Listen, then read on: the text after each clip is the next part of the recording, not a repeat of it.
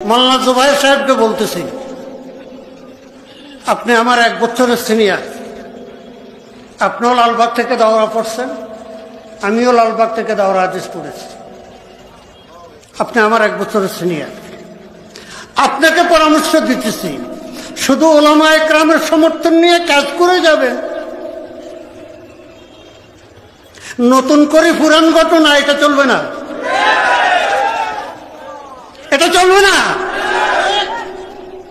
টঙ্গী ময়দানে তাবলীগের বয়ান হবে 30 পারা কোরআনের বয়ান।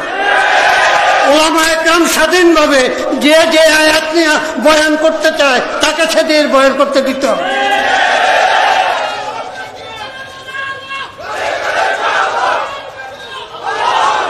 কথা শোনেন, কই চরমনাই মাহফিলে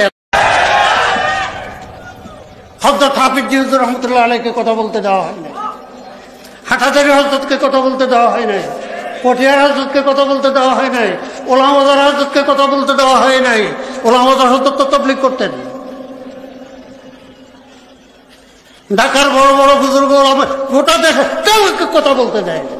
ওই 3 দিন আগে একটা মুসলমান হয়ে আসছে ইউরোপ আমেরিকা থেকে, ওটাকে কথা বলতে দিচ্ছে। কথা ঠিক বলছি না ভুল বলছি? কাজেই